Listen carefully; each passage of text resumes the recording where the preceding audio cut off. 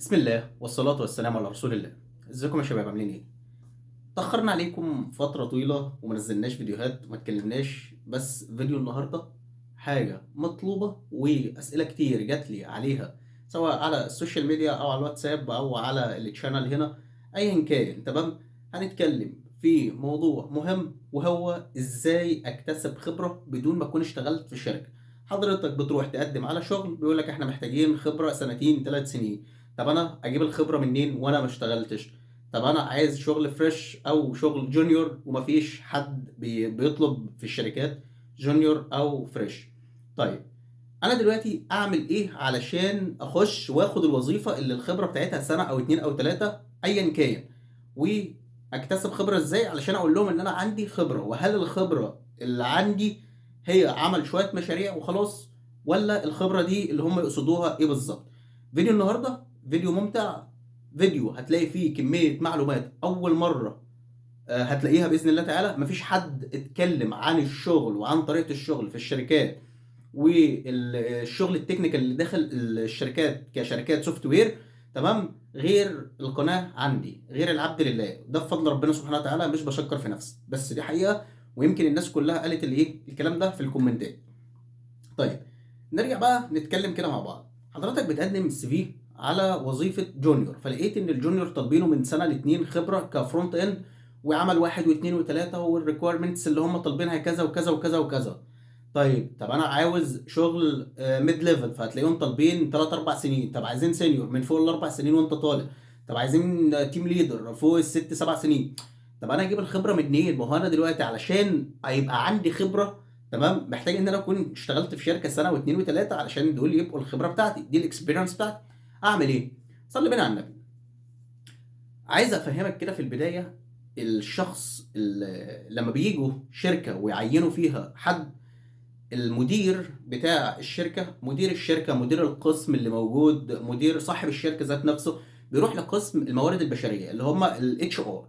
طيب مالهم الاتش ار دول؟ بيقول لهم والله انا محتاج واحد في تيم الفرونت اند، محتاج واحد يخلص لي شغل بواحد اتنين تلاته، محتاج واحد تمام يكون عنده خبره من سنه لاتنين، فانا محتاجه جونيور ومستواه طالع ناحيه الايه الميد ليفل كده، يعني ما يبقاش ابن امبارح.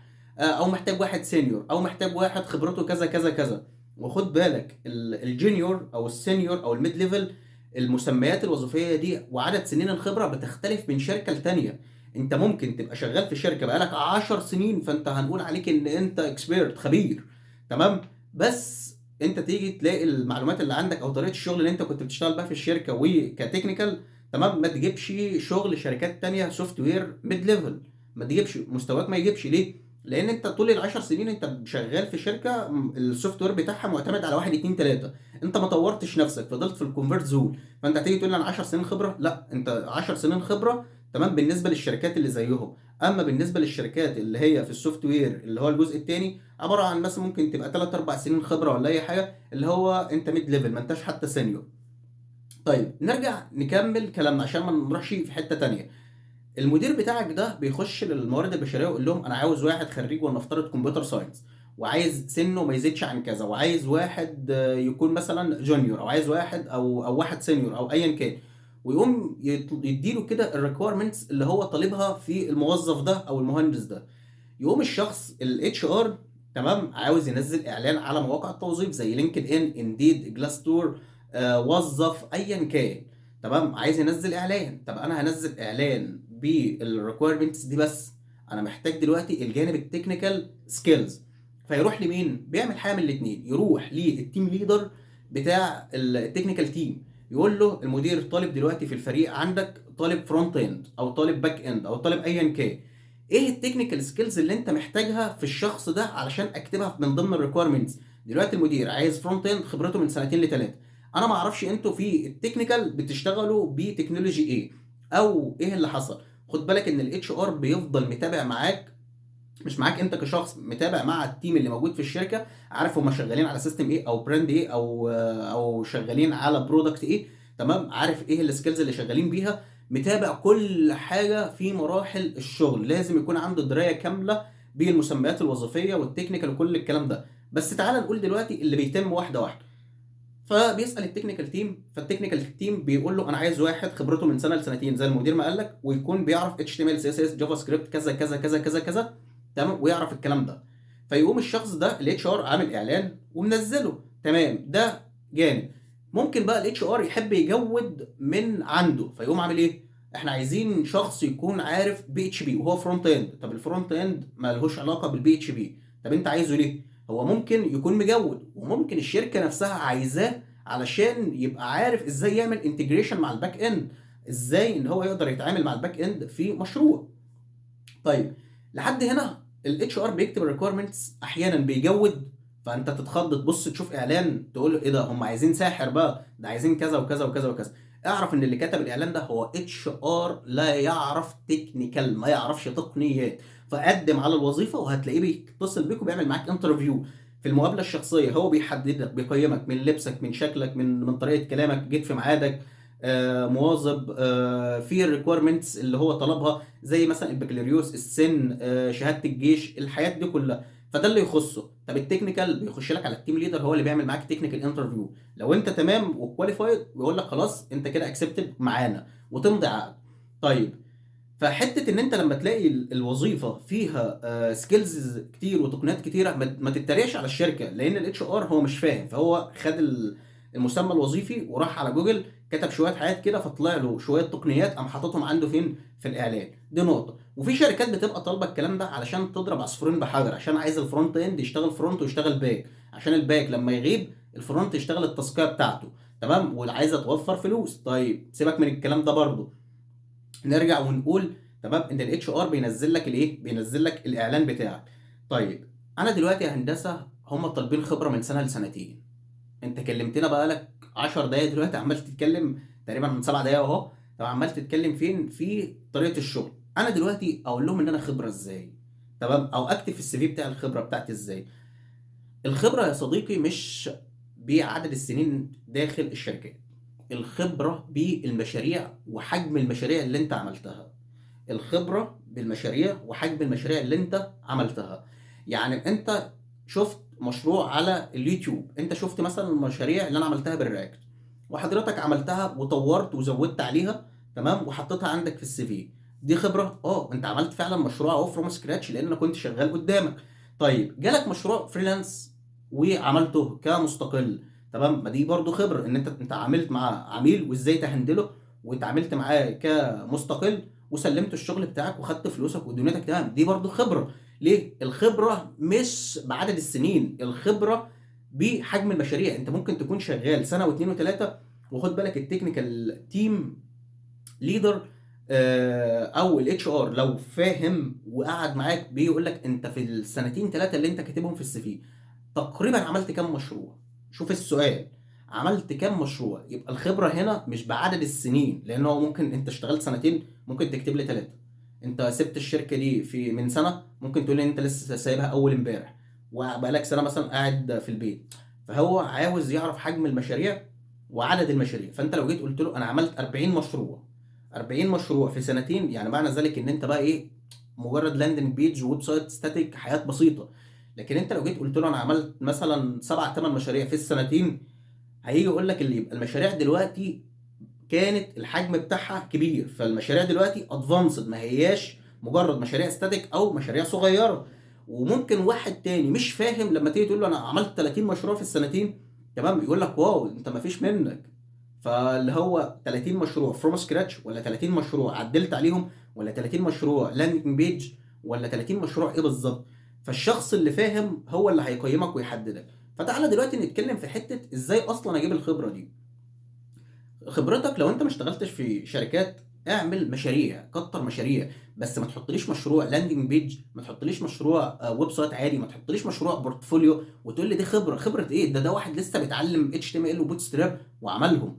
خبرتك في المشاريع الكبيره. لو انت تلاحظ او متابع معايا البروفايل بتاع الفيسبوك، هتلاقيني دايما بقول لك اشتغل على المشاريع الاي كوميرس، اشتغل على المشاريع زي الستورز، زي البوك ستور، زي مثلا لو انت عملت برودكت مثلا وعملت له ستور معين، ازاي ان انت تهندل الداتا بتاعتك مثلا بالجافا سكريبت، ازاي ان انت تعمل شوبنج كارت بالجافا سكريبت، ازاي ان انت مثلا تعمل اي كوميرس مستخدم فيه الاوثنتيكيشن والفاير بيز ومستخدم فيه الداتا ومستخدم فيه اللوجيك ومهندل الدنيا وعارف ازاي تقسم الكومبوننت بتاعتك في مشاريع ضخمه زي الاي كوميرس.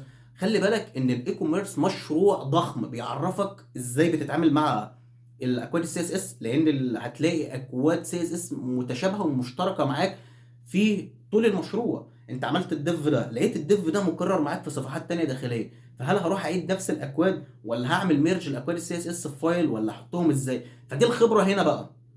الخبره دلوقتي ان انت بتقدر تتعامل مع الاكواد في المشاريع الكبيره.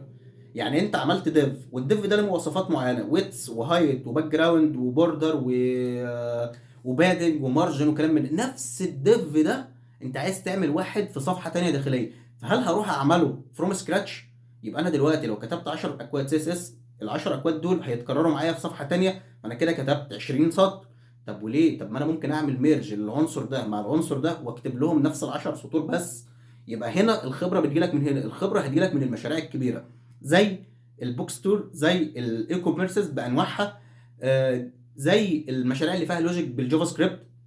تمام. دي الخبره. يعني انت لو عملت مشروع محترم وتابعت حد من اليوتيوب، سواء محمد الرافع او غير محمد الرافع، ما بتكلمش عن نفسي او على الشانل عندي، لو اتعاملت وعرفت تعمل ازاي مشروع فروم سكراتش من الصفر متعدد الصفحات في حاجات كتير، صدقني ده بيزود في مستواك وبيزودك خبره. تقدر تحط المشروع ده في السي في وتقدر تقول ان انت عندك خبره طول الفتره بتاعت المشروع ده.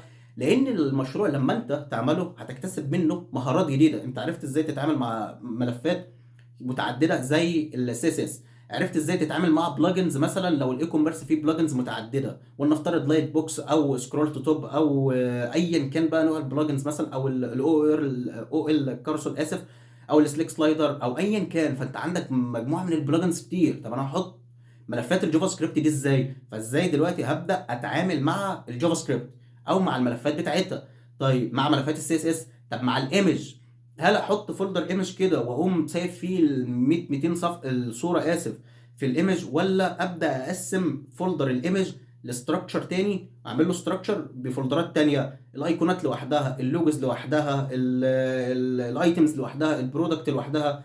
كل الكلام ده المشاريع الضخمه هي اللي هتكسبك خبره، فبالتالي تقدر تحطها في السي في، وتقدر كمان تقول ان انت عندك خبره لان انت فعلا اشتغلت على مشروع حقيقي. تمام.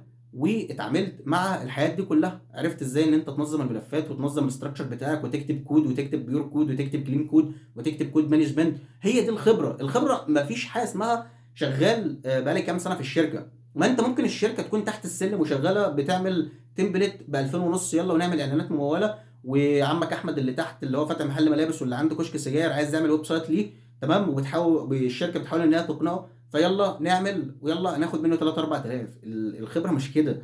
تمام. الخبره في المشاريع الكبيره. انت ما اشتغلتش في شركه، تابع واعمل مشاريع كبيره من على القنوات التقيله، والمشاريع دي هي اللي بتكسبك خبره، وساعتها تقدر تقول انا عندي خبره سنه. السنه دي انت عملت فيها 3 4 مشاريع او مشروعين او 3 مشروعين محترمين. ما تجيش، انا بكرر عليك اهو، ما تعمليش مشروع ويب سايت صغير او ملف ستاتيك او اسف ويب سايت ستاتيك تمام وتقول لي دي خبره. اعمل مشروع محترم يقعد معاك شهر 2 3. اعمل مثلا فيسبوك كلون متعدد الصفحات، ما تعملش الهوم بيج بس، اعمل يوتيوب، اعمل امازون، اعمل امازون كلون، اعمل نتفليكس، لا لا بلاش نتفليكس تمام. اعمل حاجات من المشاريع اللي هي الكبيره الضخمه دي. تمام. اعمل الاي كوميرسز، استخدم مشاريع فيها لوجيك. تمام. اضغط على زرار فتسمع عندي في الشوبينج كارت. تمام. فاشوف الايتم، اروح احذفه، اروح ازود، اشوف التوتال اماونت بتاعتي. المشاريع الكبيره دي هي دي الخبره الحقيقيه، مش عدد السنين اطلاقا. فانت دلوقتي فهمت عدد السنين اللي بتتكتب في الاعلان دي مكتوبه بناء على ايه؟ الاتش ار بيكتبها بمزاجه ولا المدير اللي قايل له؟ وانت علشان تقدم ويكون عندك خبره فعلا، الخبره هتجيبها ازاي بدون الدخول في الشركات؟ وصدقني والله العظيم 3 ما هتلاقي حد بيقول لك الكلام ده، وكل اللي هتلاقيهم بيلفوا ويدوروا عليك عشان يخليك تسمع الفيديو. تمام. وانا والله العظيم بقول لك الكلام ده عن تجربه، بقول لك الكلام ده. تمام. ابسط مثال، والله في حد كان كلمني من سنه ونص وبعت له السي في بتاعي، لسه مكلمني اول امبارح، هنزل لك السكرين شوت من المسج على الفيسبوك. تمام. كلمني بيقول لي انا قبلت في شركه بولنديه ب 1700 دولار. فما شاء رب العالمين. وهو لسه كنت انا مديله السي في من سنه. فهو ما كانش اشتغل اهو في اي شركه، واشتغل في بوزيشن سينيور، فده فضل من الله سبحانه وتعالى. فانا اللي بقول لك عليه بناء عن تجربه شخصيه، والكلام اللي انا بقول لك عليه ما مش هيغرقك، الكلام اللي انا بقول لك عليه نصيحه لوجه الله. قسما بالله ربنا هيحاسبني على كل كلمه انا بقولها لك، سواء انا بكذب عليك ولا لا. تمام، وربنا العالم ان انا بقول لك وبعاملك وبكلمك بما يرضي الله، وعامل الحياه دي لوجه الله. والله والله والله كمان مره، انا ما بكسب من اليوتيوب وما خدت منه ولا سنت ولا جنيه مصري. تمام، كل اللي انا عايزه منك بس ان انت تدعي لي ليا ولاسرتي ولاهلي بصلاح الحال. تمام، وان ربنا سبحانه وتعالى يعوضنا خير. انا بتمنى ان انا اكون فدتك في الفيديو ده. برضه هتلاقي في فيديو تاني هكلمك فيه برضه ازاي ان انت تطبق المشاريع بتاعه الفرونت اند، في ناس كتير مش عارفه تطبق وكده. اعمل فيديو برضو دلوقتي. تمام، كل اللي انا محتاجه منك ان انت تشير القناه، تكتب لي كومنت، تعمل لي لايك، علشان لما بتعمل لايك على المحتوى، تمام، بالتالي الخوارزميات بتاعه اليوتيوب بتظهره للناس التانيه. ده كل اللي انا محتاجه منك، محتاج دعمك. تمام، زي ما انا بحاول ان انا اساعدك. تمام، حاول برضو ان انت تديني بوش ان انا اكمل. تمام، اتمنى ان الفيديو يكون سهل وبسيط وعجبكم، واشوفكم ان شاء الله رب العالمين في الفيديو اللي جاي. تمام، وما تنسوش تشتركوا في القناه، والسلام عليكم.